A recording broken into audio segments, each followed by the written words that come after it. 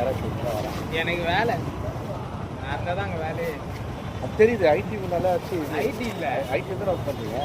அது தனியாக H fund company. இந்த மக்களுக்கு சரி, நீங்கள் இது டிடி மாதிரி கொடுக்க முடியுமா?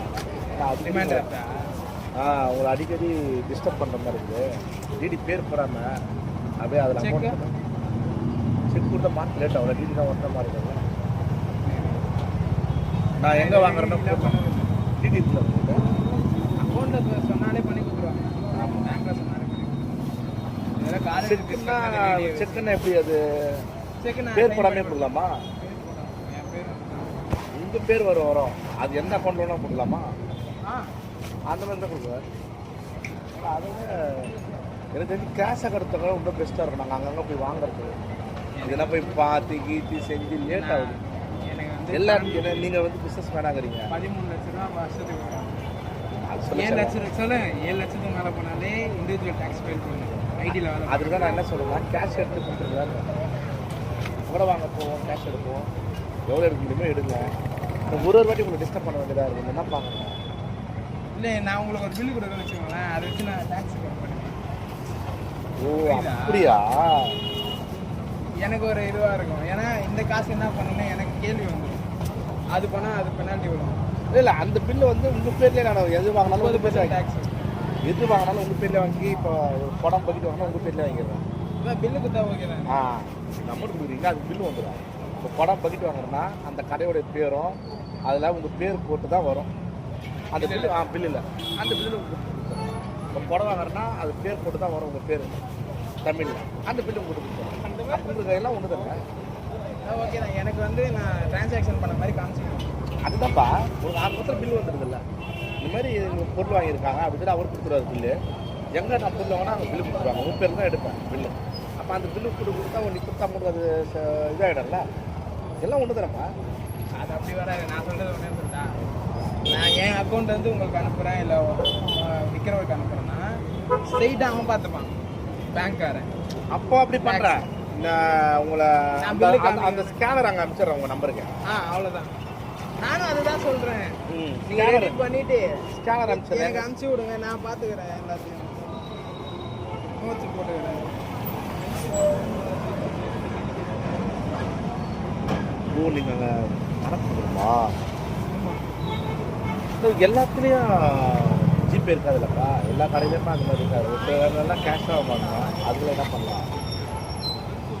இப்போ உங்கள் அக்கௌண்ட்டுக்கு மாற்றி பண்ணிக்கோங்க. அதுக்கு ஐடியா சொல்லுங்கள். தெரியல. இப்போ நான் அனுப்புகிறேன் ஒரு அக்கௌண்ட்டுக்கு. உங்களுக்கு அக்கௌண்ட் எதாவது வேணுமா? என் அக்கௌண்ட் எதுவும் வரக்கூடாது. அதான் உங்களுக்கு அதான் பிரச்சனை இருக்குது. இது அக்கௌண்ட் 4 லோன் போயிட்டு இருக்கு. சும்மா தான் அக்கௌண்ட் வேணும் அப்படிலாம் சொல்லலாம். 4 லோன் போயிட்டு இருக்கு ப்ராசஸ். என் அக்கௌண்ட்டில் எதுவும் இருந்தாலும் உடனே அமௌண்ட் எடுத்துருவான். அதுதானே எனக்கு பிரச்சனை. இல்லைன்னா என் அக்கௌண்ட்டில் போட சொல்லிட்டேன். நான் அவங்க எதனா பயந்தாங்கன்னா ஏதோ பிரச்சனை ஆகிட மாட்டேன். அதுதான் நான் யோசிக்கிறேன். இப்போ நம்ம வாங்கினா நம்ம பண்ணலாம். நம்மளோட போயிட்டு அவங்க அதை தப்பாக க்ரியேட் பண்ணிட்டாங்கன்னா எனக்கு ஊரில் பேர் கெட்டு நம்ம கௌரவமாக முடியும். நாளைக்கு இவர் தான் இது பண்ண சொன்னால் அசிங்கமாயிடும். நல்ல விஷயத்தில் மட்டும் நான் இந்த யாரும் சீன்ஸ் இருக்கக்கூடாது. எனக்கு அதான் பிடிக்கும். இன்றைக்கும் நான் வந்து பென்ஸ் காரில் ஏமாற்றி கோச்சை பண்ணியிருந்தேன். அதில் கொஞ்சம் எதுக்கு வந்து ஆக்டிவ் வேலை போயிடுக்கிறேன். என் சொந்த உழைப்பு, என் சொந்த காசு. நீங்கள் பண்ணுறீங்கன்னா உங்களுக்கு அந்த என்னென்ன நீங்கள் நான் வாங்கினா அதுக்கு நீங்கள் கொடுக்குற அமௌண்ட்டு எப்படி ஐடியா சொல்லுங்கள். எனக்கு தெரியல. அனுப்ப முடியும், கையில் எடுக்கவே முடியாது. அதுதான் டிடி மாதிரி எதனா கொடுக்க முடியுமா? டிடி கொடுத்தாலும் ஓகேவா? எனக்கு அதில் நீங்கள் எந்த கம்பெனியில் வாங்குறது காமிச்சிருமா? அப்படி வாங்காது. அப்படி பேர் வராதுல்ல? பேர் வராது. ஏன்னா நான் காலேஜில் ஃபீஸ் அப்படி தான் பே பண்ணுவேன். டிடி பேர் வராது. அதுதான் நான் என்ன வாங்கினேன்னு தெரியாமல் அவன் ஏதாவது பார்ட்டிக்கு போன மாதிரி டேக்ஸ் போட்டாங்க வச்சுக்கலாம். 30% போட்டுருவான். 30%னா என்னோட 10 லட்ச ரூபா 3 லட்ச ரூபா எடுத்துருவாங்க. சரி, இப்போ நம்ம புடவை கடைக்கு போவோம், புடவை வாங்குவோம். அது எவ்வளோ பில்லு போகிறான்னு பாருங்கள். அந்த பில்லை மட்டும் கட்டிட்டு போங்க. நாளைக்கு நான் என்னென்ன பொருள் வாங்கினா அது உங்களுக்கு ஸ்கேனர் அனுப்பிச்சுடுறேன். நான் ஸ்கேனர் வேறு என்ன பண்ணுறேன்? நீங்களே பார்த்துக்கோங்க. என் அக்கௌண்ட்டில் போட்ட பிரச்சனை அங்கே போகிறேன் நான். நீங்கள் ஸ்கேனர் அனுப்புங்க, நான் அங்கே போடுறேன். அந்த இதில் ஜிபேல பண்ணுவீங்களா? அவ்வளோதான். உங்களுக்கு கூட தானே லோனில் அங்கே போடும்போது பில்லு அனுப்ப மாட்டானே. என் கையில் தானே கொடுப்பான் பில்லு. எனக்கு பில்லு தேவையில்ல. யார் அக்கௌண்ட்டுக்கு போதோ அவன் பேர் வந்துடும். அவன் ப்ரைவேட் லிமிட்டெடில் வச்சுருக்கானா ஓ அது மட்டும் உங்களுக்கு போதும். அது போதும். பில் தேவையில்ல. சரி ஓகே. வேற என்ன பண்ணலாம்? உங்களுக்கு பட்ஜெட் எவ்வளோ? ஒரு ரூபா தானா? ரூபா எவ்வளோ வேணும், எவ்வளோ செலவு பண்ணுற மாதிரி அதுதான். நீங்கள் எங்கள் ஏரியாவுக்கு வந்தீங்கன்னா ரொம்ப சௌகரியமாக போகிறோம். ஒரு ஏதாவது வீடு இருக்கா? இதே நான் பார்க்குறேன். ஏன்னா என்கிட்ட அட்வான்ஸ் கொடுத்தாச்சு. நான் என்ன சொல்கிறேன், அங்கே இருக்கிறது ஒரு வாட்டி நாங்கள் கான்டெக்ட் பண்ணுறதா இருக்குது. எங்கள் ஏரியாவுக்கு வந்துட்டா அவங்க என் கூட வச்சுக்க மாட்டேன். ஒரு வாட்டி அங்கேருந்து உன்னை கூப்பிடுறது ரொம்ப சங்கடமாக இருக்கும். எங்கள் அப்பாட்ட கேட்டேன் இந்த மாதிரி என்னப்பா செய்கிறோம் இல்லைம்மா சில்லற இல்லைம்மா, இது உண்மை, இதுவும் சொந்த விருப்பமாக தானே செய்கிறேன். ஆமாம் ஆமாம். அதெல்லாம் பிரச்சனை ஆகிடுது. சில பேர் வந்து இன்னொன்று சொல்லிட்டா இந்த பிட்காயின்ஸ் வியாபாரம்லாம் பண்ணுறாங்க, பெரிய பெரிய ஜாமான். நன்றி. அவங்க என்ன பண்ணுறாங்கம்மா, எனக்கு எவ்வளோ அமௌண்ட் வேணும்னு கேட்குறாங்க. நான் வாங்குறது அதெல்லாம் நம்ம வாங்கி நான் வந்து அவனை பிடிக்கிறேன். அவனை பிடிக்கிறோம். நான் இப்போ கரெக்டாக சொன்னேன் அவனுக்கு. பிளாக் செயினில் வேலை பண்ணுறேன். இப்போ நான் கரெக்டாக சொன்னேன்னா சாப்பாடு நம்ம கழிச்சு நம்ம யாருன்னா தப்பு ஊரில் அது தப்பாயிட போச்சுன்னா யார்ட்டும் வாங்குறேன்னா எவன் அமிச்சானே கண்டுபிடிக்க முடியாது. ஹாங்காங்லேருந்து வரும், உங்களுக்கு வந்திருக்கான்னு தெரியாது. இந்த ட்ரக்ஸ் எல்லாம் மாத்துறாங்க தெரியுமா?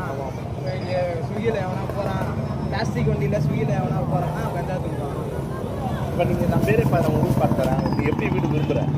பேச்சு சரி, அதெல்லாம் ஒரு 20,000.